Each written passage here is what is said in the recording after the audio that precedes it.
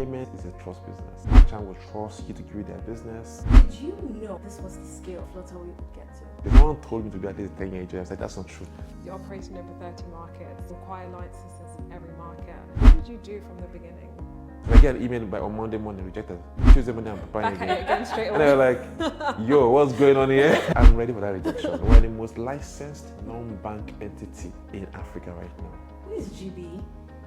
When I started this company, I had a full afro. I'm just a... Welcome to The Startup Leap, the #1 podcast interviewing startup founders who have taken the leap. On The Startup Leap, we hear real, raw, and relatable stories of how they've navigated taking the leap. We're your hosts. I'm Yvonne. And I'm Maria. And this is the Startup Leap podcast. Any statements made by Maria, Yvonne, or the Startup Leap guests are solely their view and are not advice. Today, we have someone who founded one of Africa's largest payments company. Flutterwave is now one of the most valued African startups. At 3 billion valuation, it serves almost 1 million businesses. It touches over 30 African currencies. And its goal is to enable payments for businesses and their customers across Africa. GB, we met almost 9 years ago. Did you know that this was the scale that Flutterwave would get to? Was this your ambition all along? Let me start by saying thanks for inviting me to this podcast. I recall when I was chasing you back in the day to use Flutterwave. And I recall you giving me a lot of product feedback. Yeah. And that was very instructive for us. Going back in time, we did not know we'll be here today, to be very honest. We're just thinking about doing what we love to do. We wanted to make a product that people would like to use. The problem we saw in the market. Quick background, I started my career with PayPal in the UK, worked for a bunch of companies all across the world, from GT Bank to Standard Bank to Sterling Bank to Access Bank. Started a company that did payment that was acquired by a bank. This was my first rodeo. Yeah. But the problem we saw back then was the defragmentation of payments in Africa. In every country in Africa you go to, payment works really well, to be honest. Africa gets a bad rep for not being advanced, but we're one of the most advanced countries in payments. Real-time transfers has been available in Nigeria, in Ghana, in Kenya for decades. M-Pesa is fantastic. In Nigeria today, if I wire money to somebody through NIPS, they get the money instantly. That is the Africa standard that people don't talk about a lot. What we decided to do was to solve the probability of all these amazing payment types. In Nigeria, NIPS works pretty well. In Kenya, M-Pesa works amazingly well. Ghana, there's MTN Mobile Money, Airtel Money in Rwanda.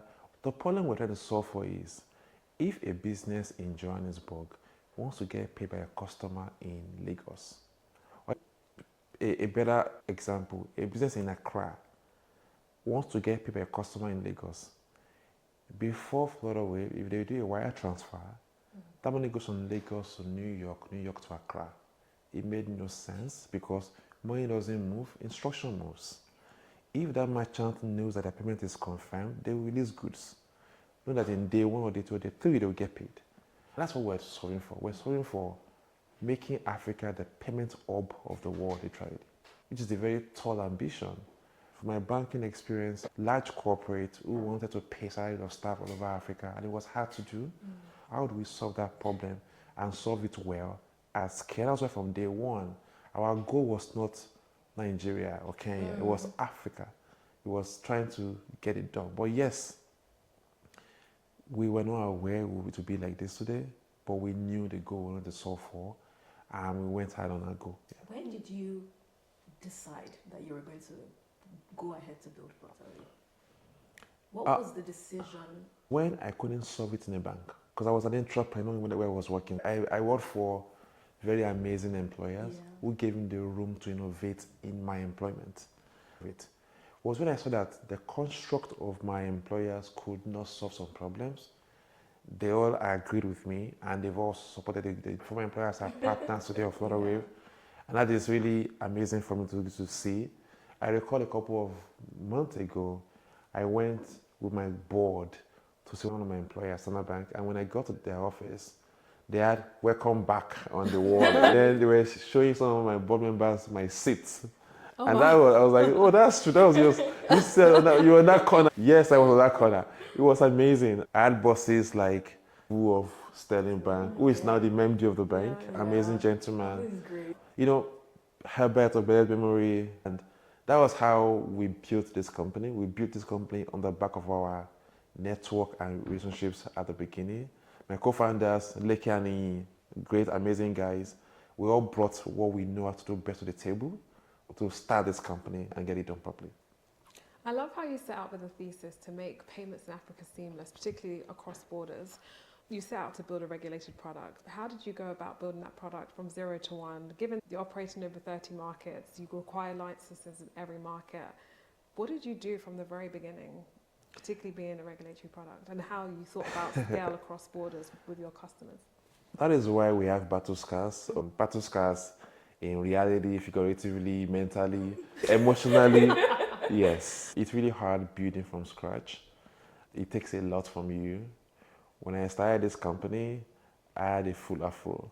It's like when Barack, To give you context. before and after when Barack Obama got into the White House. Yeah, so The engine that comes with it. exactly. So I have a not afro right now.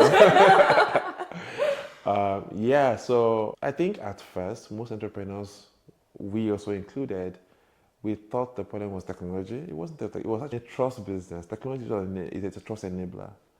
It was a trust business. Payment is a trust business, and people need to trust you. Banks need to trust you to use their rails. Merchant will trust you to give you their business. It's not like SaaS where it's software. What I see, what I get, is different. Even though we use software to enable payment, but it's really a trust business, and we learned that both the good and the hard way, right? But in the last 8 years, we've done pretty well. We're the most licensed non-bank entity in Africa right now. Nigeria, Ghana, Rwanda, Uganda, Tanzania, Egypt, Zambia, we are licensed in all these countries and markets. It is hard. Each of them took a conscious effort. In some countries, we have what I want. For example, in Nigeria, we have a switching license, payment license, remittance. In Rwanda, we have EMI. Like we have in the UK, we're licensed. In the US, we have 30 state licenses. Each application submitted differently. We want to be here for the long term. We also want to build a very sustainable business, and to do so, we have to ensure we got the right approvals to do what we do. And so that's the journey. We keep on trying to apply, because beyond the application itself, it gives us a trust that a third-party regulator has found you worthy. It's a privilege, frankly. A license is a privilege. You don't pay for it. You apply, you go through a process, they find you worthy, and then they give it to you. And applying, getting it granted, maintaining the licenses, those are the things that we have to do to build that trust. And I'm happy that we are constantly proving that in our business.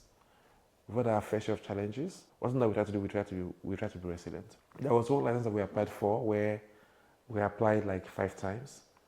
So what I used to do was that I would plan for a rejection, and I would have my name's application ready. So if I get an email on Monday morning, rejected. On Tuesday morning, I'm preparing Back at it again straight and away. they were like, yo, what's going on here? These guys are ready. So I was like, I'm ready for that rejection. Mentally, I'm ready to be rejected. Yeah. It's crazy, but it's what it is. Now that we've built that trust with them, they give us the licenses. So it's amazing to see that play out over time. Tech doesn't make the company, it's the people. Our secret sauce is the people that have worked there, both in the past and now, and we work here in the future. I'm here right now. Payments are not possible. People are processing payments wherever they are in the world, but people are somewhere making it happen. And I think that is what makes everything work for us. I want to go back a bit. When you started, as you were pitching to potential partners, either international or investors, and trying to sell this vision, what were the common things you heard at the time, and how different are they to the reality now? We've got a small favor to ask. If you're enjoying the podcast, hit that subscribe button. Yep, whether you're watching on YouTube or listening on Spotify, Apple Podcasts, or anywhere else, subscribing and following us is the easiest way that you never miss an episode. To be honest, it was just intrigue. There's not been a lot of education about Africa out there. So the first thing we had to do was to first educate before you even pitch. So in your pitch, you have to educate. You have to let people understand the opportunity here and the realistic ROI that you can get, and also the problems that we're solving for. The issues we have in Africa are the opportunities in Africa as well. Depending on how you see it, that's where I see it. If you can solve for that properly, that will be huge. I spent time in China in 2018, part of some e-founders program that Alibaba Group organized. And I saw firsthand how entrepreneurs solve problems to help a company to grow and scale. They solved the commerce, payment, logistics intersection, and that leapfrogged China massively, right? That's what we need to do in Africa as well. We need to solve problems for ourselves. We need African entrepreneurs to solve African problems. Obviously, we might need outside capital, which is why you have to be for best practice, global excellence from day one. I call it Africa Ingenuity Global Excellence, right? You have to build the Africa, bring the African nuances to the table, and then use that to build. But again, shout out to my investors. They've been folks who support the company, who try to understand the context, the intent, and intent matters a lot. That's the difference between the reaction you give to something. The intent is great, you're able to understand the perspective. It's really a function of having the right investors, the right partners who have an interest in Africa. That makes a difference. And that is what has also helped us today. We've been very lucky and blessed as a company. There's challenges, but those are the opportunities, right? If you look at all the data, the demographics of Africa, it definitely points to the future being Africa. However, there's still this challenge when it comes to fundraising today. I know that you speak to a lot of entrepreneurs on the continent, and I think one thing that Flutterwave has done really well is storytelling and sharing the story of the opportunity on the continent, particularly when it comes to payments. But I'm just curious, was that intentional? What advice would you give to entrepreneurs who are setting out to raise today, where investors may not understand the local context and so on? How did you navigate that? I think my team is actually very incredible. All the way from the beginning, right? From the first people we hired in marketing in Flutterwave, even Inye as well, great storyteller, my co-founder, Leke. We're all telling stories in multiple shapes or form. I always prefer to tell my stories with product and technology. Some people are great at doing these things differently. We've been looking to have a variety of people in the company who have different skill sets to tell our stories properly. And that's helped us a lot. What is important right now is profitability, building a proper business from day one. I think for us in Africa will benefit massively from a lot of small companies. We're hiring 10, 20, 30 people and they're doing pretty well. I don't think people should not chase a billion-dollar company. Right. We will do a lot better if we have, imagine having a million, $20 million companies. Yeah. That would make a massive difference in Africa. America is like that, the country of entrepreneurs and small businesses, because they have so many small businesses who are in their own small niche, small state or city, employing people, doing really well. My advice for budding entrepreneurs is always look, stay true to your goals, stay true to your North Star. Things will go wrong. Especially for those, I would love to hear this, especially for those who are experienced operators like you. They're builders. They have massive ambitions, because imagine you pitching this pitch like 9 years ago, saying, see, there's a world where there's a trust layer and we want people to be able to trade with each other as easily as people trade with each other across the world. What would you say to them? That disjoint between what they see, what the current market is, but what the opportunity could be. I think people need to just forge on. I think right now, thankfully in Africa, right, there's a lot of African VCs who understand the content. I wasn't there before. That's one of the reasons why I got closer to you, Maria, as well, because I saw the opportunity in Africans funding Africa, because you know what not to fund and what to fund, what's on ground, the reality of things. And there are things you won't find on Google that you would know, because obviously you're in the market. And that's why I think it's very good right now that's happening. So I think that makes it easier to raise capital. But African VCs will not fund a company who is just trying to build something for business sake. They want to see you build a proper business. They want to see you have an impact. You have to be for profit and for good at the same time. Unfortunately, it's the continent that we are in. And that's why I think my advice would be just keep going, knowing that it is not easy to start. But once you get started, it might be smoother.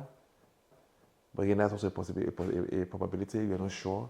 I encourage people to do what they want to do, but build a small, profitable business. That also works. Yeah. I would love to segue into you, GB. We were just saying that you don't do that many podcasts. I think that my own thesis is that because you're a builder, you want to build. Heads down. And you said it earlier with the personalities of the co-founders. You said like everyone brings their skill sets and expresses themselves differently. I'd love to get a sense of who you are because I think entrepreneurs imprint themselves into their businesses. They bring the passion, the drive, they bring the ambition. Who is GB? Give us something. I'm just a builder, software engineer background. I love to solve problems. That's one of my core, Yeah. right? I think I've also been incredibly blessed by the people around me in the sense that Flutterwave today is a function of everybody that has contributed to make it work, from my colleagues to friends to family to co-founders to people who have left amazing jobs to join me in the mission of the company. By the way, I did a podcast I think a year ago with a professor from Georgetown. Oh really? Yeah, that's available online. So I think this is my second one. But I think it's a trust thing. I just want to talk to people that I trust and want to talk to. Yeah. And I think that's what I find here. Being able to just be myself in of the microphone. Yeah. I think it's really interesting. Yeah, I like Formula One. I like NBA. Really? Yes. Okay. Would you have been a Formula One driver, like a basketballer in your previous life? When I was younger, I had asthma, so I couldn't have done that. Okay. But I love NBA. I'm Team Steph Curry. Really? I'm Team Lewis Hamilton. I love soccer, obviously. Who's your favourite football team? Arsenal. That's my Gunners. husband as well. They're on the up. They're doing well these days. Where these days? I used to love traveling, but not anymore. I like to stay in one place. I bet you also travel a lot for work. I feel like people Yes. romanticize traveling, and then when you start traveling for work, you're like, look, it's inconvenient. There was one day I was flying from Atlanta to Lagos, and I got to the Delta Lounge. Then I said, "Welcome back." I was like, "What do you mean?" They recognise you. You realize that you're a frequent flyer by you want your ginger hair, right? Yeah, I travel a lot. It's ridiculous, but that is getting better now. As Flutterwave is scaling, we have amazing leaders in the company. We have Mitesh, who just joined us recently from Citibank as our CFO. He's doing a lot of the travels right now. I have Bridget, who looks after strategy at Flutterwave. I have expansion. You know, we have Gorbej, engineering, our CTO. We have a bunch of folks in the company today who are incredible. Bankole looks after legal and regulatory affairs, more compliance, Amaresh risk. So these leaders they've taken a lot off my plate and they are forging on driving value in the company. And of course, Wendy, if I don't mention her name, there'll be a problem. Okay, fantastic. So you grew up in Nigeria, Africa, right? So yes, Nigeria. proper African boy. See, the reason why I was saying is because you mentioned something earlier that understanding the nuance of the continent probably was very influential in how you thought about what was possible. Beyond growing up in Africa, I worked in Africa. I solved problems in Africa. You know, African corporate are my thing. Africa is my charm. Yes. You lived in the UK. For how long were you with PayPal here? I briefly worked with them as an engineer when I left school. Did some working with PayPal here. Yeah. So I'm trying to understand where in your upbringing the resilience comes from, because to build something that has these many licenses, these many obstacles, but on the flip side, opportunities, like you said, it's never one without the other. Where do you think that comes from? And maybe also, everyone romanticizes like the idea of starting a business and like building an ambitious company. What's your thoughts on just those two? So resilience is an important word to me personally, because obviously I believe a lot in that. My resilience comes from, I don't know, is it family? Is it my upbringing?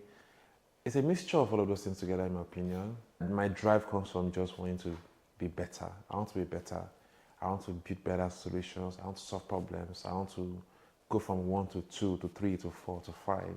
I believe in incremental growth. That's helped me a lot. I think growing up also had an effect on that. Having family that are constantly pushing you. You get a grade from school. They're asking you, why didn't you get the next grade? Why are you not the best? Traditional African. Typical African parent. Yeah. Exactly. Then also seeing, having families who are trailblazers. I had aunties, cousins who are amazing people. You also know that at some point you would be an entrepreneur yourself. I didn't start to be an entrepreneur, though it's always been there, to be honest.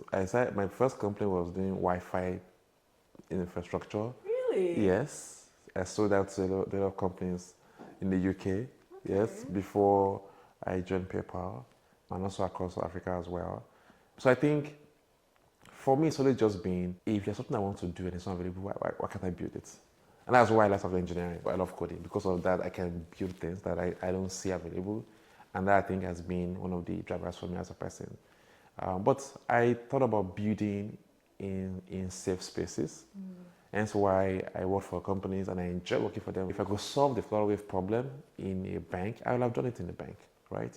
But when I couldn't solve it in the bank, that I felt like it could be an opportunity to do it in a non-bank setting, and that was why Flutterwave was birthed, right?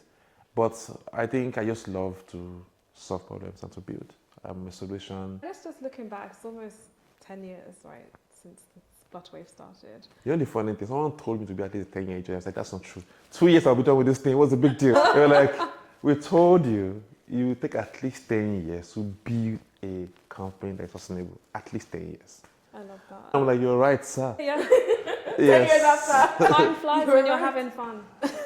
Yes. Looking back, what's the one thing that you're most proud of? I'm proud of the impact we've made. People thought it wasn't possible.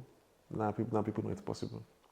That impact, I'm proud of that. I'm proud of seeing people who have passed through Flutterwave infrastructure go out there and they start and they're shining. Build businesses themselves even as well. Build businesses. Beyond that, we have people who have let us work for Google, American Express, Meta, Netflix, RDN. We have people that their career was shaped in Flutterwave and they went out there and they excelled. I love to see that. Because a lot of them have started companies, they've let to do things. I'm like, well done, this is good.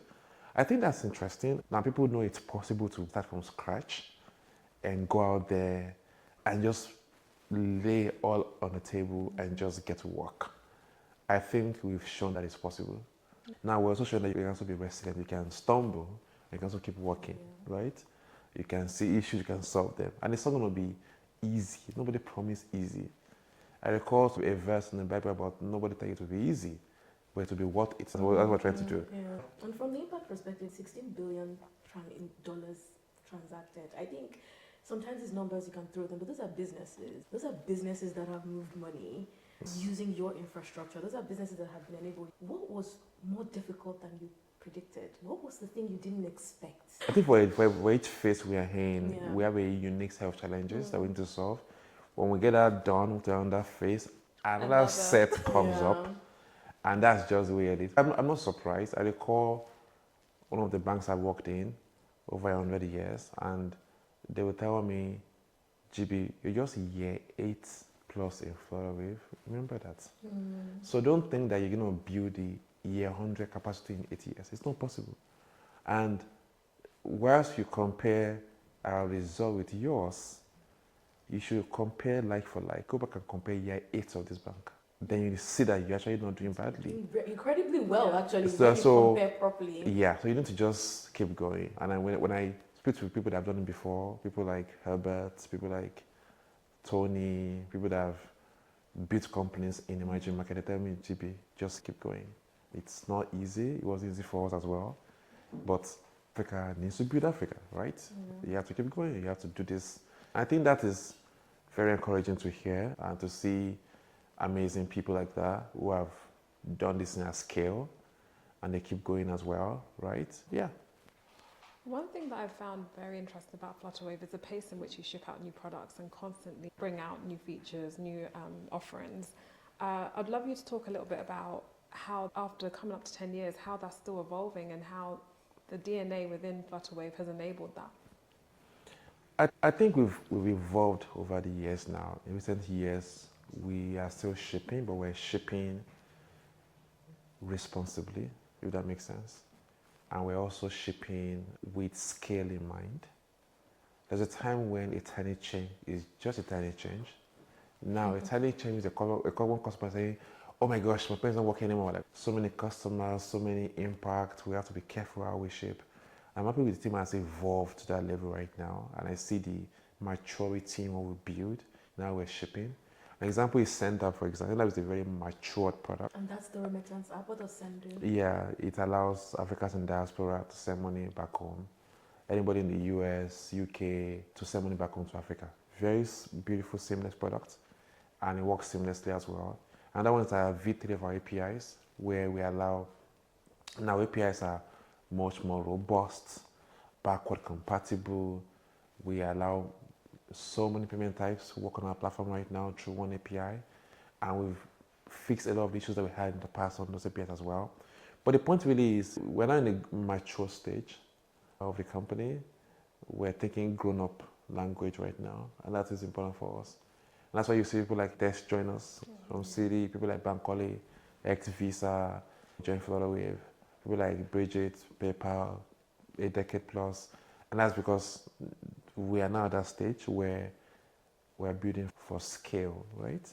You've spoken about your ambitions to go public. Our ambitions are really, one, grow revenue, grow our margins, make our OPEX make sense, and be cash flow positive, and keep on being cash flow positive.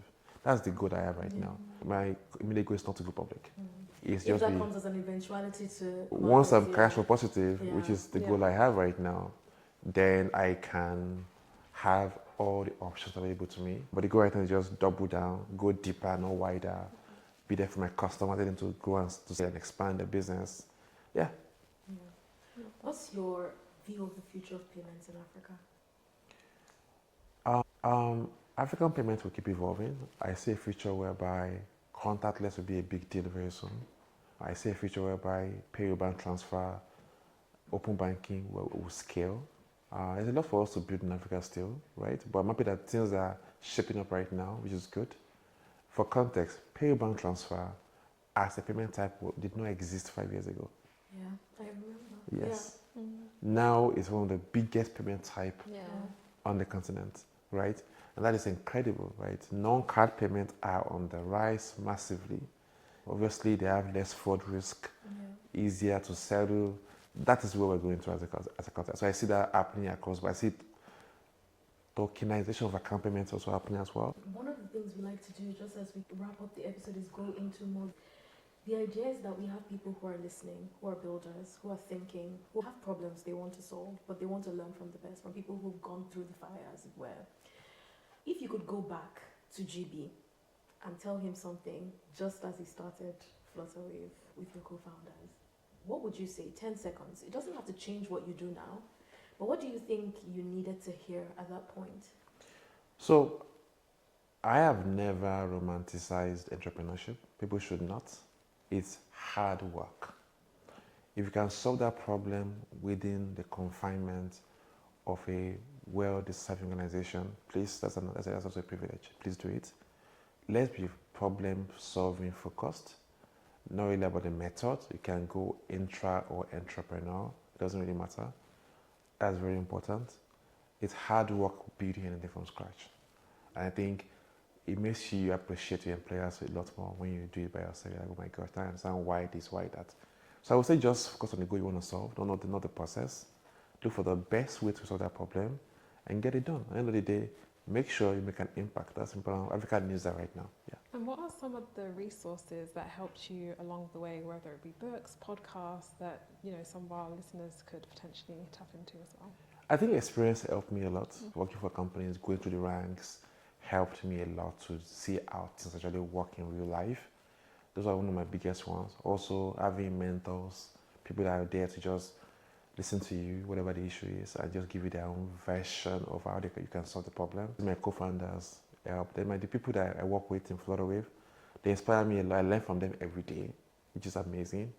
So all of that helps to build, in my opinion, where we are today as a company. Guest you would recommend to come on the Startup Leap next? Who would you recommend? Does it matter the continent? Yeah. Okay. I would choose Africa, and I would recommend Richmond of Invest Bamboo. Richmond and Yamo, Gateway Combo. Yeah. Thank you so much. Awesome. Thank you for spending time with us. We enjoyed this. Same here. Thanks for having me. Leave a review. Tell us what you think of this episode on all of our platforms at the Startup Leap Pod. Do you have a question? Ask us and we'll ask our guests. Go to thestartupleap.io. See you next time.